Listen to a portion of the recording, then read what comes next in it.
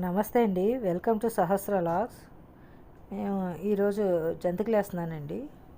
ఇది కేజీ పిండికి కేజీ బియ్యానికి ఒక సాల్ట్ శనగపప్పు వేసి కొంచెం ఒక పావు సాల్ట్ ఏమో పావు కప్పు ఒక కప్పు వేపిన శనగపప్పు వేసిండి, వేయించిన శనగపప్పు, కొంచెం నెయ్యి అండి, ఓ 3 స్పూన్స్ వేడి చేసి వేస్తున్నానండి పిండిలో. తర్వాత సాల్టు, పొడి కారం వేస్తామండి. పొడి కారం మన కారాన్ని బట్టి మనం వేసుకోవచ్చండి. ఒక 2 స్పూన్స్ వేసాను నేను.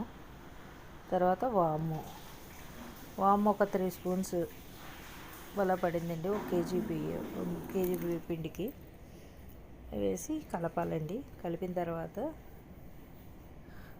అది కొంచెం వేడి నీళ్ళు కూడా పెట్టుకొని కలుపుతానండి. నేను వేడి నీళ్ళు పోసి కలుపుతున్నాను. కొంచెం వేడిగా ఉంటుంది కదండి, చేయి పట్టదు కదా.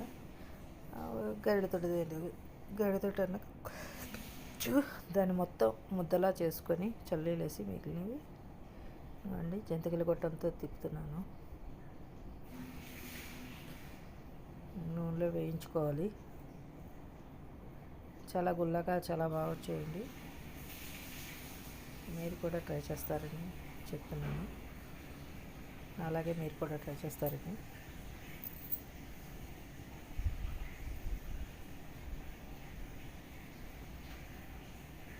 అదిగోండి, అలా వేసుకొని వేయించుకోవాలి. వేసుకున్నాక అవి వేగాక ఆ నూరగా రావడం ఆగిపోతుంది. వాటిని తీసి సపరేట్ చేసుకోవాలి.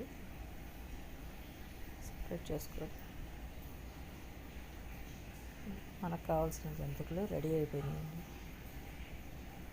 బాగా అయిపోయి తీయాలి. ఎక్కువ పిండి వంట నేను ఏమన్నా సరే బయట నుంచి తెచ్చుకోవండి, ఇంట్లోనే రెడీ చేసుకుంటాం.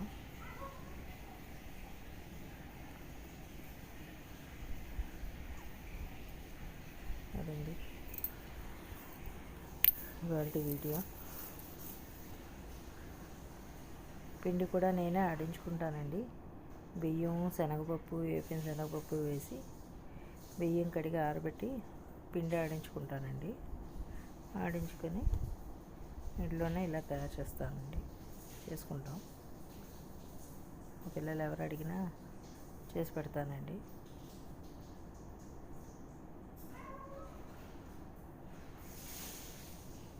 అలా మీరు కూడా ట్రై చేస్తారని ఆశిస్తున్నాను.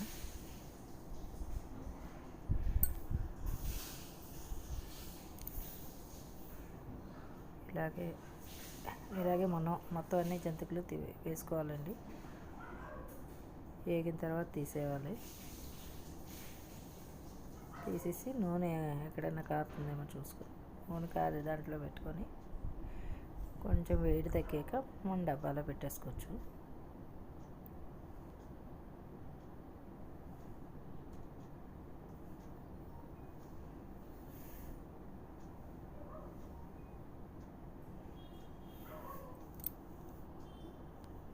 ఇదిగోండి, ఇలాగే మొత్తం అన్నీ వేసుకోవాలి. ఇదిగోండి ఇన్ని చాలా బాగా చేయండి. టేస్ట్ చూసాం. నా వీడియో కనుక మీరు కూడా నాకులాగే ట్రై చేస్తారని ఆశిస్తూ, నా వీడియో కనుక మీకు నచ్చినట్టయితే లైక్ అండ్ షేర్, సబ్స్క్రైబ్.